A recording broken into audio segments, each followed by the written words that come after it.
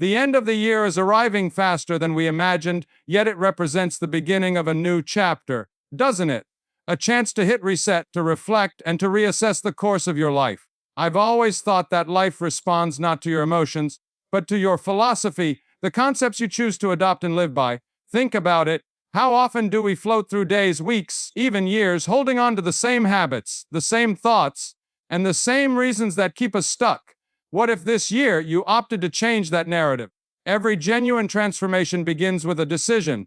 The decision to think differently, to act with intention, and to live with bravery. Success isn't something you seek. It's something you attract by becoming the kind of person who naturally creates it. And that's the beauty of life. We get to be the creator of our story. We get to pick whether this is the year we grow stronger, more focused, and more determined to reach what's feasible. But here's the truth: yearning for change won't produce change. It takes principles, a framework to guide you, and constant action to ground you along the way. That's where these 10 rules come in. They're not hazy dreams or hollow platitudes. They're tools, practical, powerful, and available to use right now to improve not just your year. Are you ready to rise to the challenge?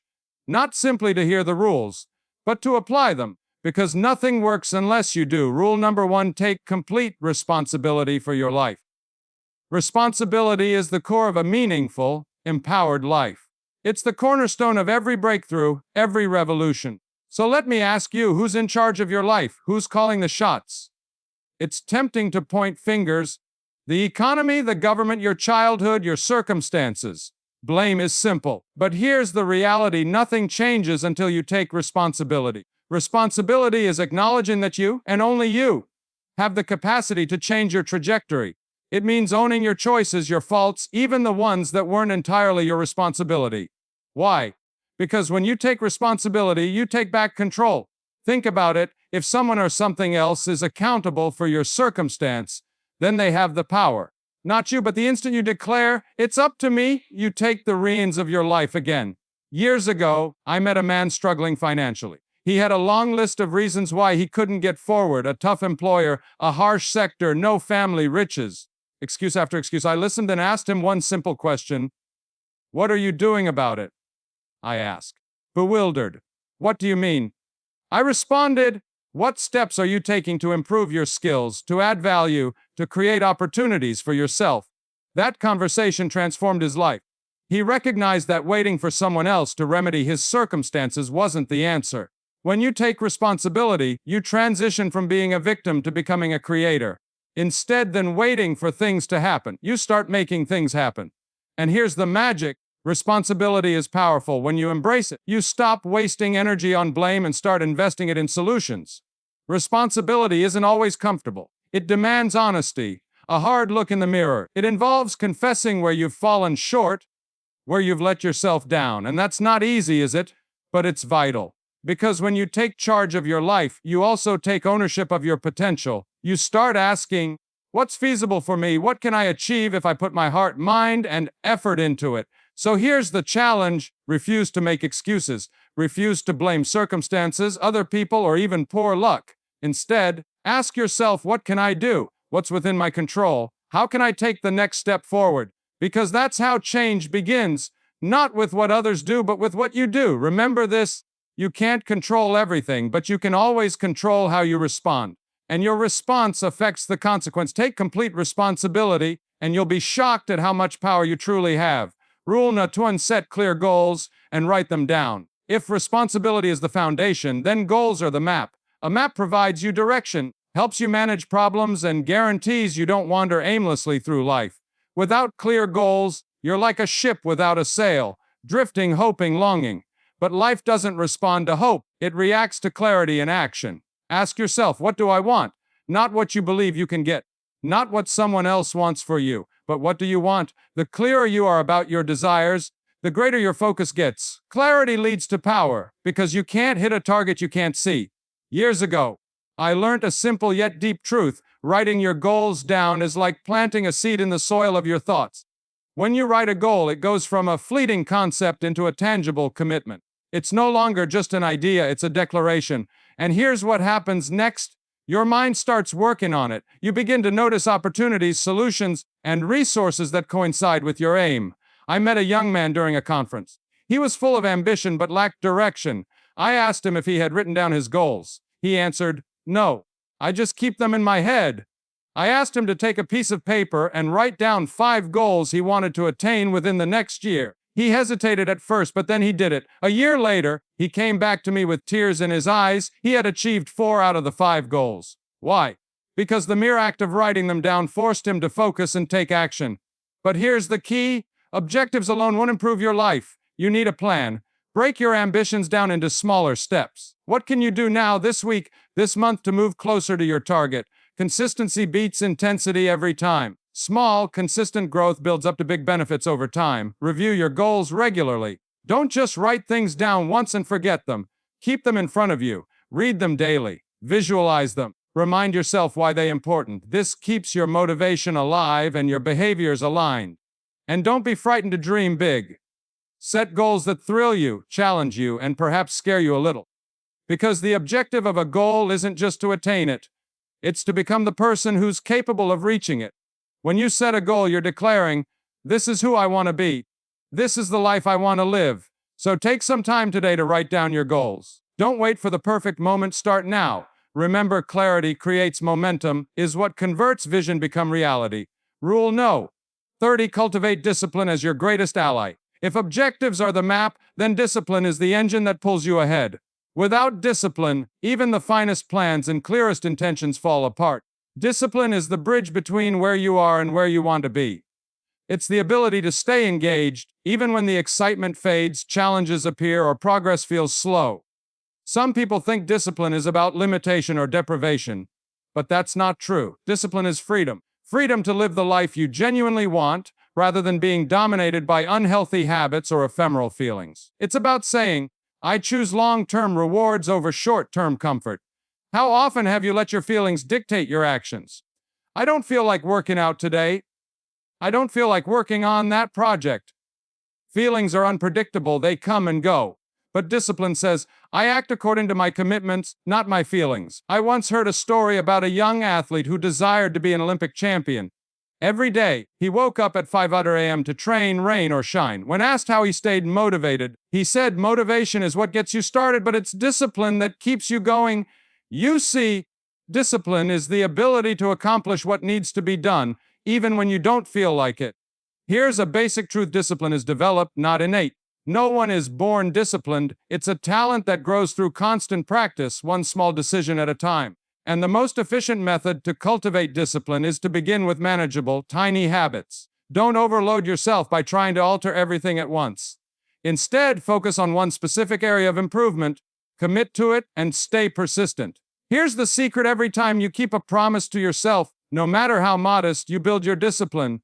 You create trust with yourself, and that trust becomes the foundation for your confidence. On the other side, every time you break a vow to yourself, you weaken that trust. That's why it's crucial to set realistic goals. It's better to start small and achieve than to aim too high and risk failure. Discipline also requires a solid why. Why are you doing what you're doing? What greater reason lurks behind your goals? When you tie your actions to a meaningful goal, staying disciplined becomes a lot easier. Let's talk about setbacks. Discipline doesn't imply you'll never fall up. It means you don't let a single setback derail your development.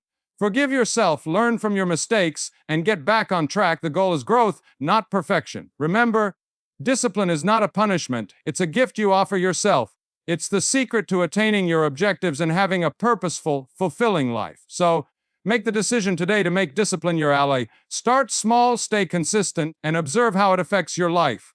Rule no. 4. Surround yourself with the proper people. Success doesn't happen in isolation. The people you choose to spend time with dramatically influence your life. They may either raise you up, inspire you, and push you to be your best, or they can drain your energy, hold you back, and block your growth. Think about it. Who are the 5 people you spend the most time with? Whether you realize it or not, you're becoming like them. Their attitudes, behaviors, and values rub off on you. If they are focused, driven, and positive, you'll likely adopt similar attributes too. But if they're negative, sluggish, or complacent, that influence will crawl into your life as well. Mr. Shoaff once told me, "If you want to change your life, change your circle." At first, I didn't understand what he meant. But as I thought on the people around me, it became clear. I was spending time with individuals who were comfortable with mediocrity, who made excuses, and who weren't engaged in improvement. You could be wondering what's been holding you back. Now, this doesn't mean you should cut ties with everyone in your life, but it does involve being careful of who gets your time and attention. Seek out people that inspire you and encourage you to think bigger and perform better. These are the ones that will challenge you to grow, not to settle. I previously dealt with a young entrepreneur who was striving to raise his firm. After conversing with him, I noticed his buddies were discouraging him, telling him his ideas were too hazardous. He was surrounded by little thinkers, and it was undermining his confidence. I urged him to seek a new community of mentors, peers, and other entrepreneurs who understood his vision and believed in his potential. Within a year, his business developed dramatically. Why? Because he surrounded himself with individuals who pulled him up instead of bringing him down. Now let's explore the types of people you should be looking for. First, identify mentors, people who are ahead of you who've attained the kind of success you aspire to. Learn from their experiences and let their knowledge guide you. Second, locate friends who share your aspirations. There's power in growing alongside people on the same road. Third, seek out people who question your thinking. Don't just surround yourself with those who constantly agree with you. Look for those that push you to see things from fresh perspectives. But we can't overlook the opposite side. Sometimes you need to withdraw yourself from toxic influences. These are the ones that are continually whining, criticizing, or discouraging you. I realize this might be tough, especially when they're longtime friends or even family, but remember your environment affects your destiny. Protect your mindset by limiting exposure to negativity. Be the kind of person others want to be around. Bring value to your interactions. Encourage, uplift, and support others in your orbit. After all, relationships are a two-way street. When you give your best, you attract the best. So take a time to analyze your circle. Are the people in your life helping you grow, or are they holding you back? If they're holding you back, it's time for a change. Success isn't just about what you do, it's about who you do it with. Rule no. 50. Master the art of constancy. It may not seem glamorous, but consistency is the unsung hero of success. It's the modest, repetitive activities, day after day, that lead to amazing results. Think about it, a single workout won't make you fit, and one healthy meal won't transform your body. But what happens when you do it repeatedly over weeks, months, and years? That's where the magic happens. Success, my friends, is less about intensity and more about consistency. Too frequently, people begin with excitement, only to watch their motivation dwindle. They hit the gym for 2 weeks and stop. They work on their goals for a month and quit. Why? Because they demand instant results. But here's the reality. Great things take time, and constancy is what bridges the gap between effort and achievement. I remember a story of a man who wished to fell a gigantic oak tree. Every day, he swung his axe 5 times, just 5 swings, no more, no less. At first, it seemed like nothing was happening, but day by day, those swings compounded. Eventually, the enormous oak came crashing down, not because of one powerful stroke, but due of persistent effort. This notion applies to every sphere of life. Want to build wealth? Save and invest continuously. Want to improve your health? Exercise and eat right consistently. Want to develop your skills? Practice and learn consistently. Things is not about doing things right every time. It's about turning up, even when it's inconvenient. So how do you build consistency? First, start small. Don't try to alter everything at once. Pick one habit to focus on and make it basic and doable. Second, habits thrive on structure, so establish when, where, and how you'll do the activity and stick to it. Third, track your progress. There's something amazing about witnessing your streak build up. It keeps you inspired to continue. Celebrate the minor triumphs, they keep you moving forward. But here's the truth, there will be days when you don't feel like it, when life gets in the way or progress feels slow. That's when consistency counts most. Remember, doing a little is always better than doing nothing. Even if you can't do it correctly, do it anyhow. Consistency is about growth, not perfection. Here's the beauty of consistency. Just like compound interest in a bank account, the tiny activities you take today will multiply into something remarkable tomorrow. And before you know it, you'll look back and see exactly how far you've come. So make a commitment to yourself. Whatever your goals are, whatever your desires may be, decide to show up every day. No excuses, no exceptions. Success isn't about doing something once, it's about doing it regularly. Rule number 6. Learn to manage your time wisely. Time is life's most precious treasure, unlike money. which you can lose and regain, or abilities which you can acquire over time. Once a moment is gone, it's gone forever. The way you manage your time determines the life you lead. Think about it. Are you spending your time, or are you investing it? Are you using it to construct the future you want? Are you letting time slip past your fingers? We all have the same 24 hours in a day, no more, no fewer. The difference between people who achieve their dreams and those who don't isn't about having more time. It's about how well they use the time they have. Time management isn't simply about staying busy, it's about being productive. It's about focusing on what genuinely matters. Don't prioritize your calendar, schedule your priorities. In other words, figure out what's most important to you and arrange your day around those things. Too often, people occupy their time with low-value chores or say yes to every request. Before they know it, the day is gone, and their most critical ambitions remain undisturbed. Here's a lesson I learned early on. The key to time management is clarity. You need to know what matters most. What are the 2 or 3 things that, if done regularly, will make the largest difference in your life? Whatever they are, give them your prime time and focus when you're at your best. So, what are some ways for managing your time? First, organize your day the night before. Take 10 to 15 minutes to jot down your main priorities for the next day. When you get up, you won't waste time figuring out what to do because you'll already have a strategy in place. Time chunks. Set aside allocated amounts of time to focus on specific projects. During these periods, eliminate distractions and give your whole focus to the task at hand. You'll be shocked at how much more you can do when you're fully focused.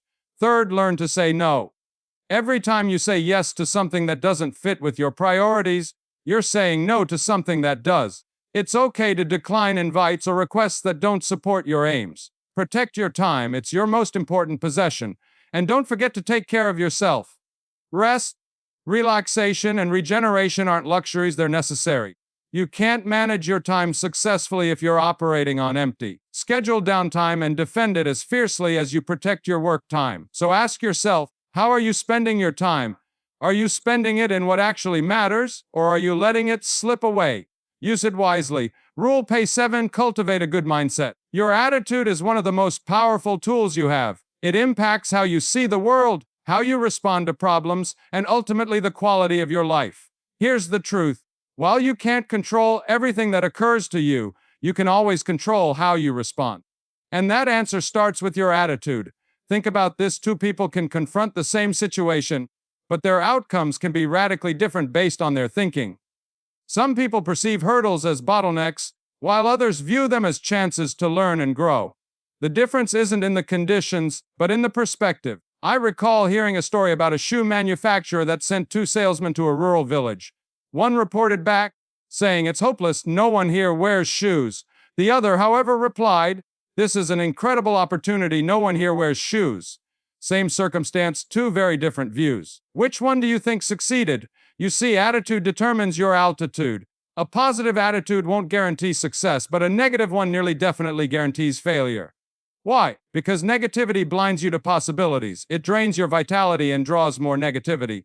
On the flip side, a positive mindset generates resilience, inventiveness, and determination. Cultivating a happy attitude doesn't mean disregarding reality or assuming everything is fine. It is choosing to focus on solutions instead of problems, opportunities instead of constraints. It's about seeking for lessons in every obstacle and finding the silver lining in every setback. Start and conclude each day with thankfulness. Take a time to think on what's going well in your life. What are you thankful for?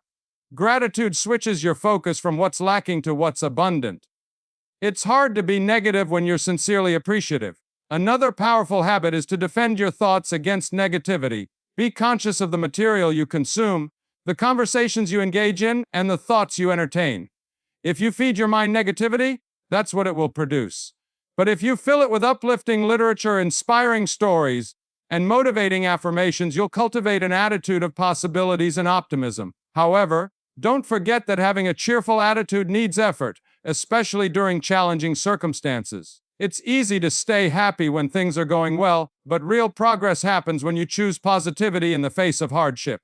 Remember, storms don't stay forever. The sun always shines again, and your attitude will influence how you weather the storm. Here's another essential point: your attitude is contagious. When you retain a positive mindset, you inspire and uplift others around you. You become a source of encouragement and strength, creating a ripple effect. Surround yourself with people who share this good vibe, and together, you'll boost each other's success. So decide now to adopt a happy attitude, choose to focus on the good, to discover answers, and to approach life with hope and optimism. Because when your mindset is appropriate, your life will follow. Rule no. 8. Commit to lifelong learning. If there's one constant in life, it's change. The world is continually evolving, and those who succeed are the ones who continue learning. Committing to lifelong learning is like sharpening your axe. It means you're always prepared to meet obstacles and seize the chances that come your way. Learning doesn't end when you graduate school. In fact, that's just the beginning. Formal education can help you earn a living, but self-education can make you a fortune. What you discover when you believe you know it all is what genuinely makes a difference. As Mr. Schoaf would say, work harder on yourself than you do on your job. At first, I didn't understand what he meant, but then he explained that when you improve your skills, expand your knowledge, and grow as a person, you increase your value to your business, your relationships, and your future. So the true question is, are you investing in your mind? Are you reading books, attending seminars, listening to podcasts? Because here's the truth, the more you study, the more you earn. Not simply in money, but in wisdom, opportunity, and fulfillment. I once chatted with a man who had created a good profession but struck a plateau. He felt stuck and couldn't figure out why. I asked him, "What are you learning right now?" He paused and admitted, "I guess I haven't been learning much lately." That was the problem. He had stopped growing, and as a result, so had his success. Once he committed to reading a book a month, taking workshops, and learning new skills, his career took off again. Here's the beauty of learning: it compounds. The knowledge you gather today builds on what you learned yesterday, and over time, it promotes exponential growth. But I want to underscore this. Don't just learn for the sake of learning. Use what you learn. Knowledge without action is useless. So, how do you commit to lifelong learning? Start by making it a daily habit, and don't only focus on professional skills. Personal improvement is just as vital. Learn about health and fitness, emotional intelligence, relationships, and financial literacy. The more well-rounded your education, the more equipped you'll be to tackle life's obstacles. Here's another tip: learn from others. Surround yourself with people who are smarter, wiser, or more experienced than you. Ask questions, listen carefully, and be receptive to comments. Everyone you encounter knows something you don't. Lifelong learning also demands humility. It's about accepting that you don't know everything and being willing to start as a novice. Don't let pride keep you from investigating new topics or admitting what you don't know. And always remember, the rate of change is faster than ever. New technologies, industries, and opportunities develop regularly. If you're not learning, you're slipping behind. But when you commit to progress, you position yourself to prosper in any setting. So here's the challenge: to become a lifelong learner. Make it a habit to grow your mind. Rule no 90. Embrace change and adaptability. Life is a sequence of seasons. Just when you think you've got everything figured out, the winds shift, the terrain changes, and you find yourself confronting new challenges or chances.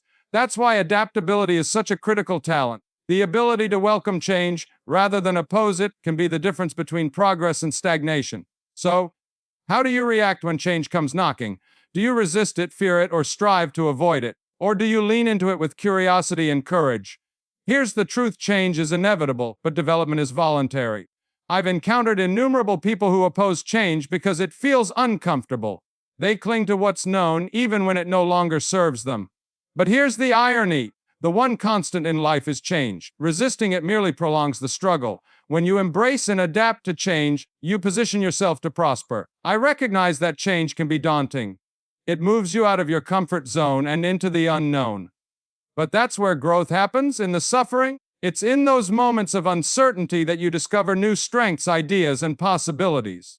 Here's the key to embracing change: focus on what you can control. You can't always control external circumstances in your life, but you can control your attitude, perspective, and behaviors. Ask yourself, what can I learn from this? How can I grow from this? What's the opportunity here? Another crucial aspect of adaptability is flexibility. Life rarely goes according to plan, and that's good. The capacity to pivot, to modify your strategy without abandoning your aims, is what keeps you going forward. Think of a tree in a storm. The trees that survive aren't the hard ones. They're the flexible ones that bend with the wind. Now, how can you improve adaptability? First, develop a mindset of curiosity. Instead of fearing change, approach it with wonder. Ask questions and be open to other ways of thinking. Second, cultivate resiliency. Resilience is the ability to bounce back from adversity. It's about seeing failure not as the end, but as a stepping stone to success. The more resilient you are, the more adaptable you become. Finally, keep proactive. Don't wait for change to force your hand. Anticipate it. Keep an eye on trends in your company, community, or life and prepare for what's next. When you're proactive, you're not caught off guard, you're ready to answer. Sometimes, the changes we fear the most are the ones that lead to the most substantial growth. What if that unexpected career shift is the entrance to your dream job? What if that painful split paves the door to a healthier relationship? What if that failure becomes the cornerstone of your greatest success? So don't shy away from change, embrace it. See it as a teacher, a guide, and an opportunity to get better. Because when you adapt, you're not simply surviving. Rule no. N100B, be grateful every day. Gratitude is the cornerstone of a fulfilled life. It's the lens through which we notice the beauty, blessings, and opportunities around us. Yet, too frequently, we overlook it. We get caught up in what we lack, what isn't working, and what we wish were different. But cultivating appreciation transforms our emphasis. It helps us realize what's good, what's right, and all the reasons we have to be thankful. Take a moment and reflect. When was the last time you paused to genuinely appreciate what you have?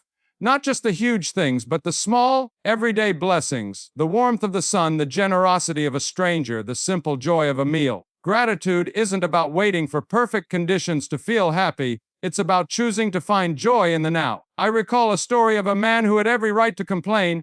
He had lost his business, suffered health issues, and was going through a tough time. But every morning he jotted down 3 things he was grateful for. At first, it was difficult. He strained to find even one object. But as he stayed at it, something remarkable happened. His viewpoint transformed, and he began to perceive the positive in his life. That attitude of gratitude empowered him to rebuild. Being appreciative doesn't only change how you feel, it transforms how you act. When you're appreciative, you become more resilient, cheerful, and willing to give your best. It's hard to be disheartened when you focus on what's going well. The beautiful thing is, the more you practice thankfulness, the more reasons you'll find to be grateful. So, how can you practice appreciation daily? Start by keeping it basic. Each morning or evening, jot down 3 things you're glad for. They don't have to be enormous or extraordinary. Just things that bring you joy, comfort, or remind you of life's bounties.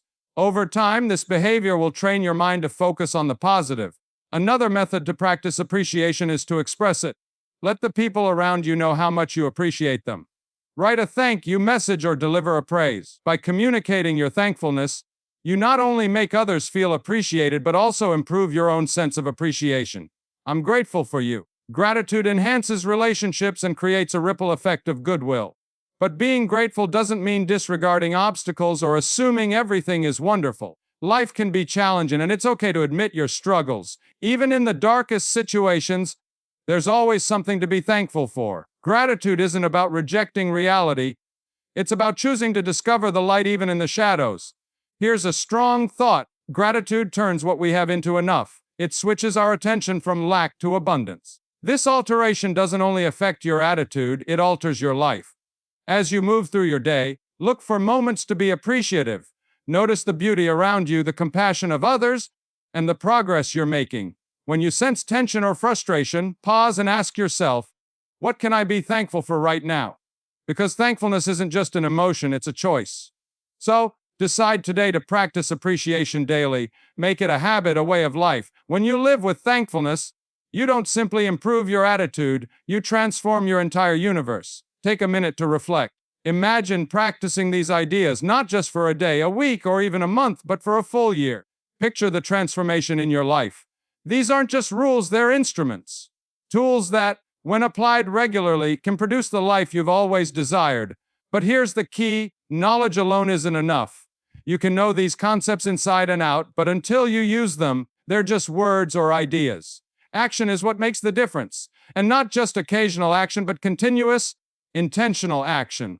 I want to leave you with this thought: success doesn't come to those who wait. It comes to those who labor, who try, who fail, and who get back up. Success comes to those who are willing to invest in themselves, to push through discomfort, and to stay the course when things become tough. So, what will you do with this instant, this year, this life? Will you let it pass by, or will you grasp these ideals and make them your own? The choice is yours, because in the end, the life you live is the product of the acts you do or don't take. Remember, you have everything you need to achieve. The power lies inside you. All you have to do is decide to use it.